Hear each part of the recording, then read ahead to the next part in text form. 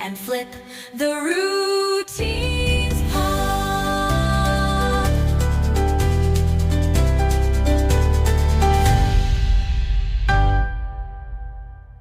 Hello everyone, welcome back to Wally and Flip. I'm Wally. And I'm Flip, and welcome back to another episode. This week was tough for me because I'm still recovering from US Nationals. I did not watch most of Europeans live. I definitely watch more than you, Flip. Live? Yes, live even. But, it was one of those things that I was watching it, but how much was I absorbing? Exactly. And I did watch most of it. It's just I wasn't watching live. So I would actually look at the results like completely blind. So it was almost just as exciting as watching it live, like opening the results page and having no idea what you're about to see. There were some shocks. Yeah. Like, especially, I think, the men and ice dance. That's where it got a little interesting yesterday. Totally. Can we start with men? And maybe can I first just walk through some of the thoughts that went through my head as I opened the results page? Yes. Okay. First thought, Georgie Reshtenk-who? Reshtenk where? Reshtenk when? Georgie, who made a big stink at the Chinese Nebelhorn. And that's when it all came back to me.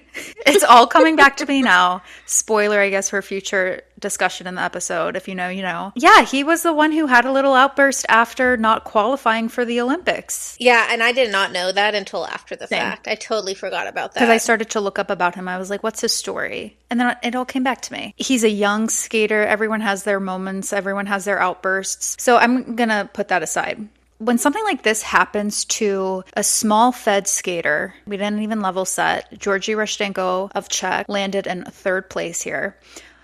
But that's the exact type of big break a skater needs from a small federation. Like, we could likely see him on the Grand Prix next year. He can start to garner world standing points. He could become a staple in men's figure skating. Sometimes that's all you need is one big break. Find yourself on the scene. Looking at his previous scores, though, I don't know how much that will happen. But again, like, this is such a confidence booster. Can we level set on the podium? Because right now I'm kind of blacked out and I forgot who got second. We have Nika Agatse of Georgia in first. Matteo Rizzo of Italy in second, and then, of course, Georgie Reshtenko in third. Can I say another thought I had when I opened the results? What happened to Daniel? Oh my God, yes! Are you reading my mind? I'm scrolling and scrolling and scrolling, and I'm like, what happened? Did he withdraw? No, my friends, Daniel Grassel landed himself in 13th place overall. I mean, his free score was like 130. Really, really horrible. And I just want to say, Daniel, I'm finally like getting on Daniel's side. I'm like off the Grand Prix final, really impressed with him. He was being such a good sport there. Finally decide to root for him, and then he had a bad skate. And here's what I'll tell you. Sometimes I think you need to flop to fly. And we could see a completely different Daniel Grassel here in 3 weeks' time at the Olympics. And I, in fact, think we will. Yeah, I mean, honestly, if you are going to have a bad skate, have it at Euros. I maybe would be happy about that if that meant that I wouldn't have as much pressure. Yeah, it's not a bad thing for sure. Did you watch the part where he becomes the Pope? It was so, like, lackluster this time because he messed up the jump before and he had to just like walk and rip open a shirt. He was like the most sad anointed pope I've ever seen. It was sad. I felt bad for him. But the Italian men here are so interesting. I mean, if you would have told me Matteo Rizzo would have landed himself in the silver medal position here at Europeans a few months ago, I would say you're crazy. Yeah, that was a fantastic skate. I know. Now, we can't ignore Nicola Memola, who unfortunately landed himself in 11th here. Based on what Italy has said leading up to this competition, this was going to be the decider of whether it will be Matteo or Nicola joining Daniel Grassel at the Olympics.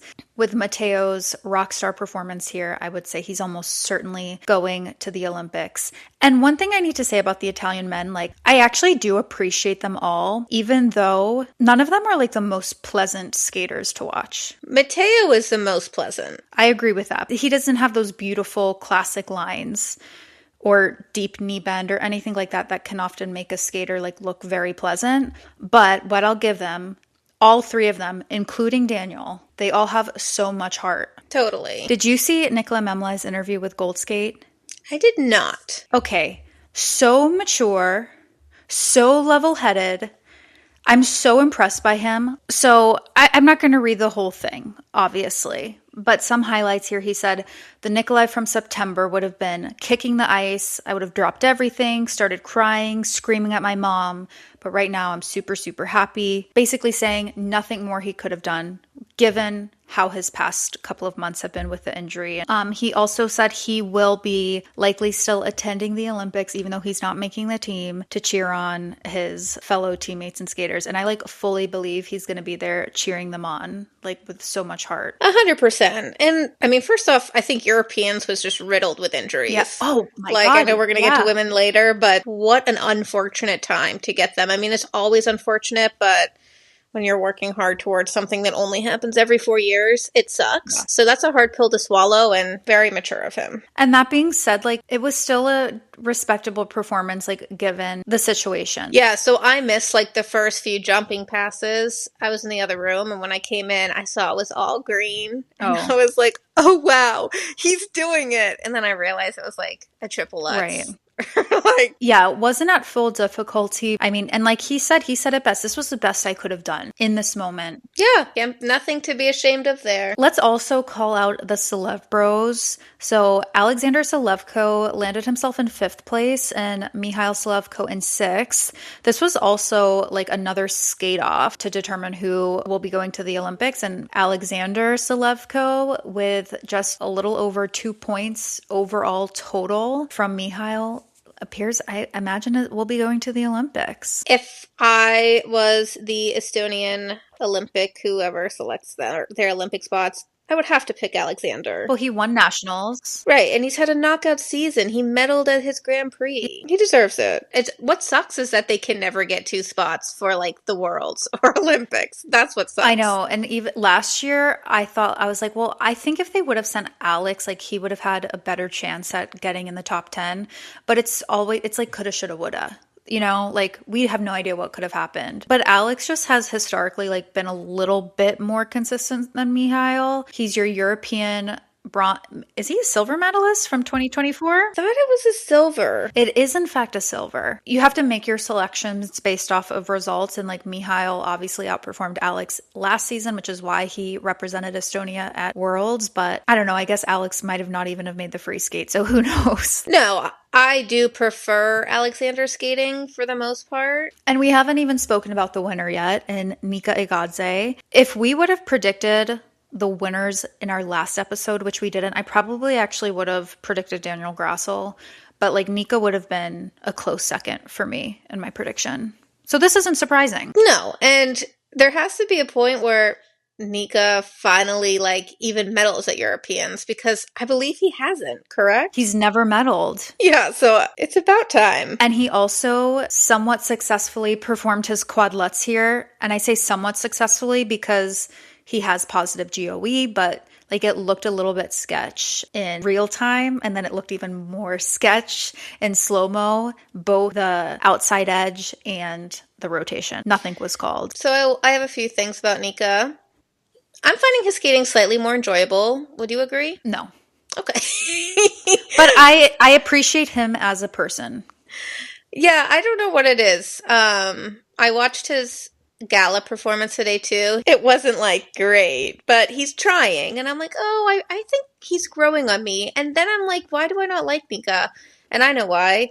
It's not his fault. It's a Terry. It's a Terry, and it's also he's so similar to Morrissey.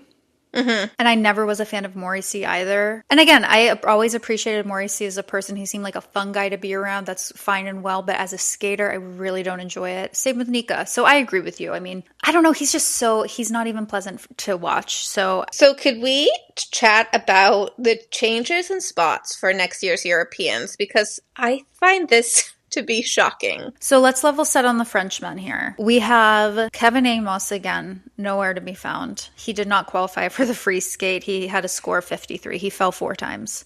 Our other Frenchman, Francois Pitot, landed himself in 16th, and that's the only other Frenchman who was skating here. With Francois in 16th, France only will have one spot at Europeans next year. Now, do they need more than one spot? Because is Kevin going to continue? He said he wants to continue. Whether he actually will do another full season right after this year, who knows? Adam, I imagine, is going to continue. He still feels so young, even though I think he's like 25.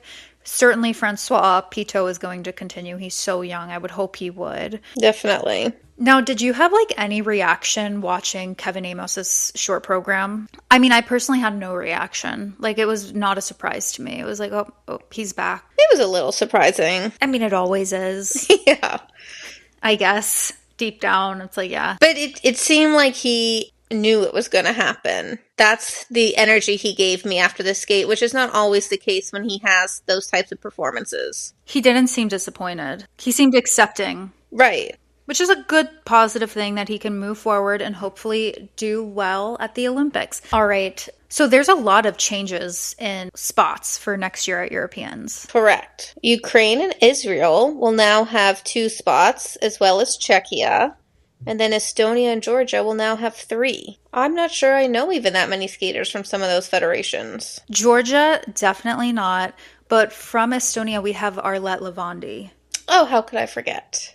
Yes. He's always has very interesting material. I think he could be ultimately like a staple in the men's field in the next few years.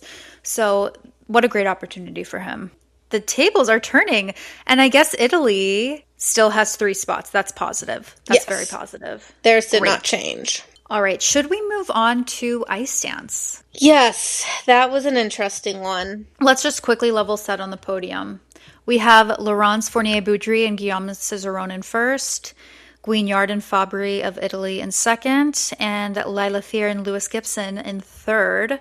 Of Great Britain, that's a big shock to me. Granted, of course, like Lilah and Lewis had the twizzle mistake in the free skate, which is what costs them the silver medal. Right. And in general, they were not on this weekend. They did not look good. I watched the rhythm dance last couple groups live, and I was really taken aback. It really looked like Lilah and Lewis regressed a lot, even in something that is like the execution of choreography. It was low energy. Right, which is the one thing that they always bring to the table. And I would have thought that the home crowd would have brought even more life into the performances. It almost seemed like it scared them. The pressure, I think, was very high.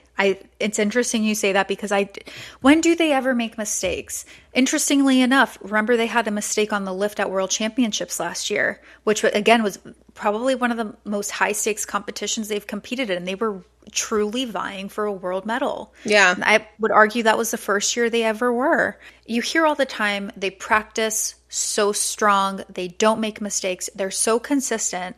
So we're almost now seeing them as a team that could potentially crack under pressure. Yeah, a lot of twizzle collisions happening recently. I mean, we have also Guignard and Fabbri in the rhythm dance. He kind of messed up the twizzles a little bit. Laurence and Guillaume were really out of sync in the free dance twizzles.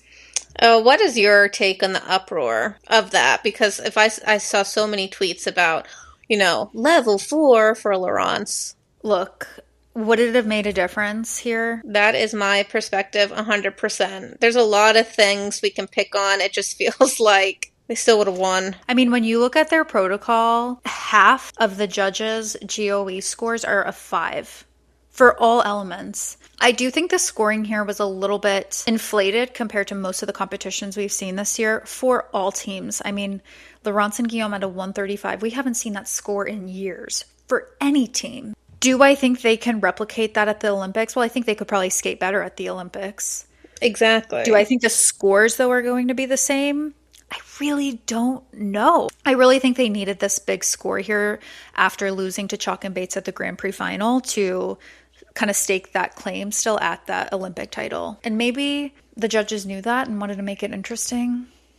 Who knows? Yeah. 5 judges gave them 10s in presentation. And this is how I feel about them. I genuinely dislike them as human beings.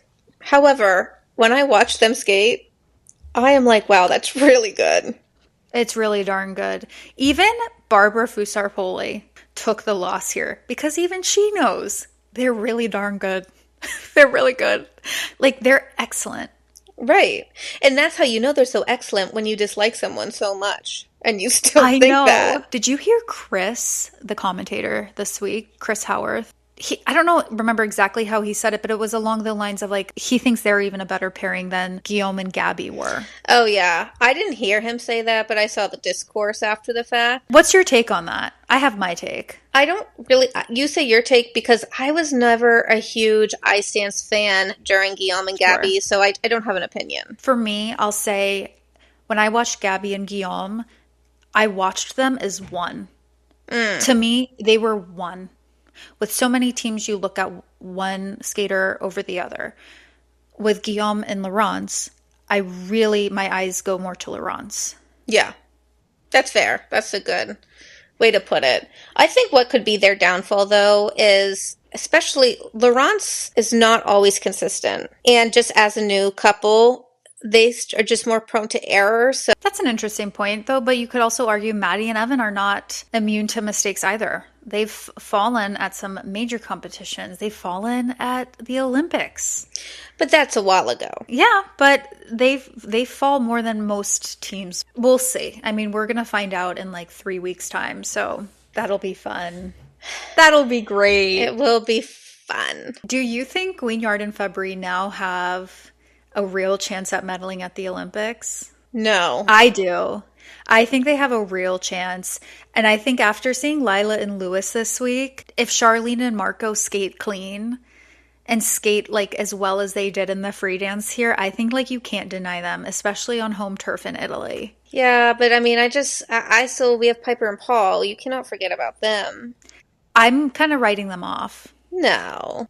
Yeah, I don't think they're in the conversation for the medals, especially after the outbursts in the first half of the season. I think it depends how much the crowd is into them, because if the crowd is really into them, it's going to be hard for the judges to deny that regardless of the outbursts. And let's just wait for the reality show. Okay, well, how about this, though? You really think the crowd is going to start going wild over Starry Night? Please, give me a break. No, I mean, we don't like it, but some people love that. Oh, yeah. The Italian people just love songs about Vincent van Gogh. They're going to be on their feet screaming. Is there something bad about Vincent van Gogh? I don't know if he did something to offend Italians. That's why I was asking. Any other comments here? Yes. Allison and Saul had what I consider two fairly major mistakes, and they ended up in fifth. My understanding is Allison's little trip didn't count as a fall, which I always find confusing. It was clearly distracting and kind of took away from the performance. So that was a little... They got dinged in their components for that. Okay. And you know who I'm just really loving once again is La Pareva and Brissot. They were excellent here. This was the best we've seen them all season. We can't really get into the technicalities here, but they just looked stronger. Because in the Grand Prix, I was really not impressed. I felt like they lost a little bit of steam, and I felt like they were back in full form here, what we saw from them last year. Could not agree more. He's a really great performer. He's really stepped it up. He is so underrated. I'm obsessed with him. Yeah. I mean, I could probably talk about all the dance. This was definitely the most interesting competition of the championships. Should we talk about women? Yeah, go for it. Let's level set on the podium. We have Nina Petrokina in first, your two-time reigning European gold medalist. Luna Hendricks of Belgium in second. That's a big surprise. Lara Naki-Gutman in third of Italy. These women riddled with injuries. I mean, Nina Petrokina coming back, Luna coming back, Nina Pincerone coming back. This is really the first we've seen her this year, and Kimi Rapond. All four of those women who this quad so far have been some of the top competing European women. And honestly, they all put out pretty respectable performances. Yeah. Can I make a bold prediction? Go ahead. We're going to see a European woman on the world podium this year. The world podium. I could get behind that, because they will not be on the Olympic podium. They will not be on the Olympic podium, not because they're not capable, but because they're all coming back from injuries. Exactly. I thought Nina Petrokina, while she was great, and I was really surprised at how great she was, I do think her free skate was overscored a little bit. A lot of those jumps were not called, and they should have been. Like, we're not going to see Nina Petrokina with a 145 at the Olympics. No. We're just not. Well, someone pointed out that she got scored higher than Rinka Watanabe did with 2 triple axels that were really clean. And I do think but again, like when we said earlier about the scores, like, does it matter that it's a 145 and it maybe is a little bit inflated? No, because she would have won anyway. Oh, for sure. We can't sit here and nitpick at these scores so much when it's really not going to change the outcome. Can I say my highlights here? Yeah. I have 3 highlights. I didn't really have any, so we'll go for it. Maybe my highlight of the season was Josephine Tallgaard's free skate. I've watched that now 6 times. I really can't get enough of it. They were really hard on her in the first 3 jumps. I think they all got at least a Q, some of them under. I would have cheated for her. I would have cheated and not called anything because it was so fabulous. I've never seen her skate like that, and it's such a great program. It goes by so fast. Yeah, she's definitely an entertaining skater to watch. Yeah, I mean, we're not going to see her at the Olympics, not World Championships either, most likely. I don't think she has her world minimums. But it doesn't always matter where you have this great skate. It's just that you had the great skate. Also, Yulia Sauter, representing Romania. That was excellent. That free skate, she crushed her personal best by almost 9 points, and deservedly so. I think she has one of the greatest Lutzes in the women's field, maybe the best. She's just a great skater to watch too.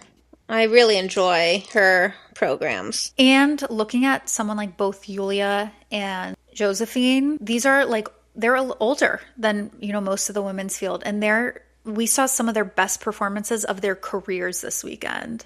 How amazing is that? Very cool. Also, who got to call out Ekaterina Kurakova, who has really been struggling this whole quad.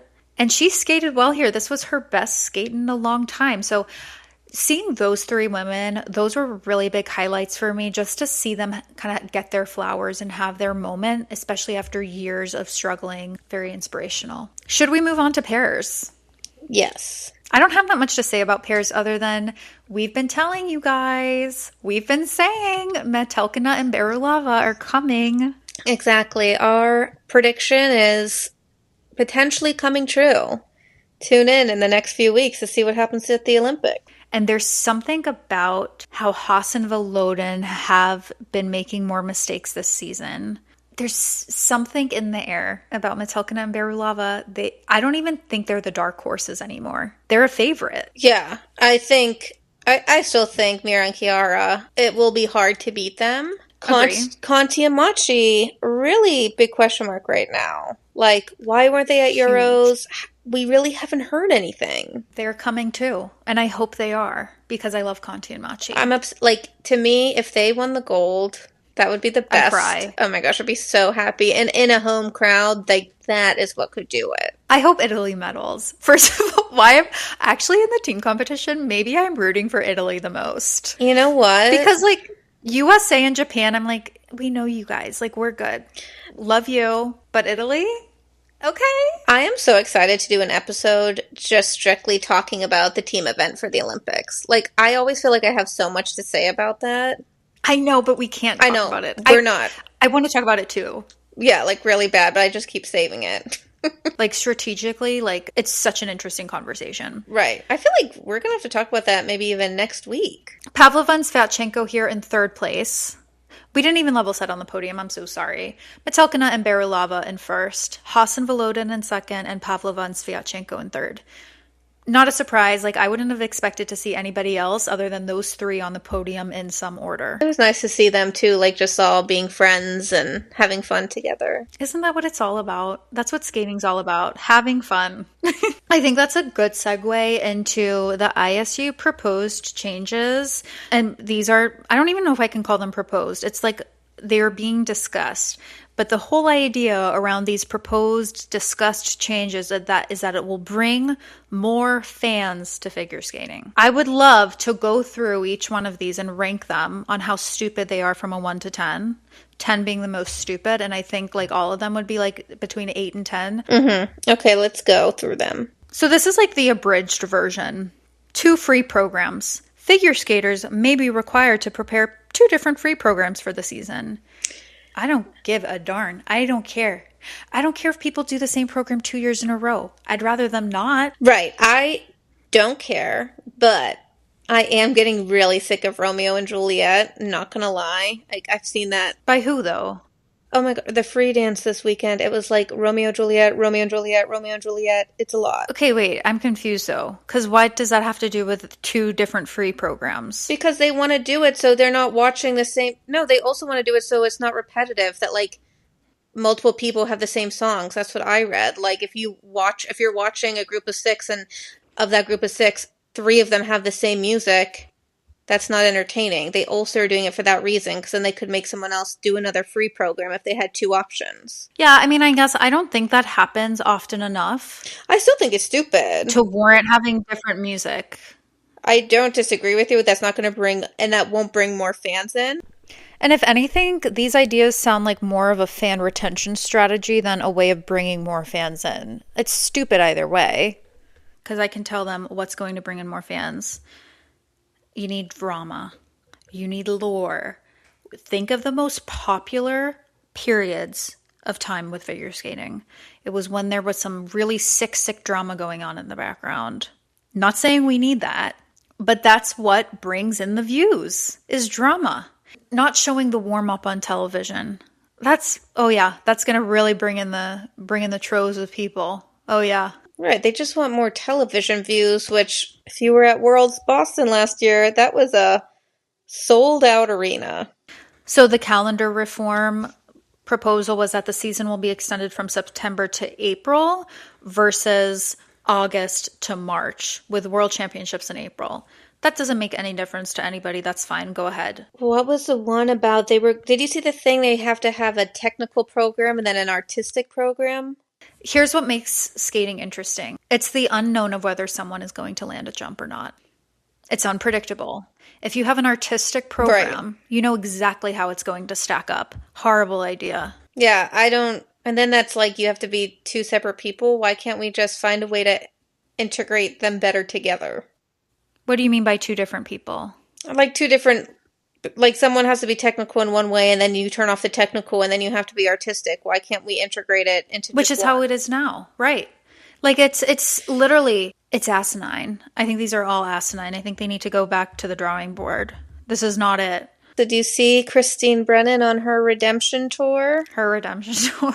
To be fair, I love that terminology, first of all. To be fair, like, Christine is usually pretty quiet in between quads, with the exception of when it's something around some, like, harassment case, abuse case. Like, she's very vocal, which, like, I respect her for that and, like, bringing those stories to light. But tell us what did she say? So her redemption tour, in reference to after her revealing Max making the Olympic team last week, she tweeted, NBC should not have fired Olympic gold medalist Gabriela Papadakis. They should be thrilled to have her on board to discuss the issues of abuse, power, and control in figure skating in her new book. We invite her to come on our USA Today Sports podcast, Milan Magic. Love that. I hope she goes. I want to hear. So for those of you unaware, Gabby Papadakis released a book that detailed some of the trying times and dismissive nature and in some ways like toxic partnership with Guillaume. I won't like go into too many of the examples because I think everyone should go buy the darn book. But Guillaume, as a result, called for a cease and desist, and then Gabby was fired from her contract with NBC to commentate at the Olympics. Now, from NBC's perspective, I have to imagine there's some legal concern with having her commentate, because otherwise, just knowing NBC and any, not even just American media, but media in general, this would be a great opportunity for them to exploit something, right?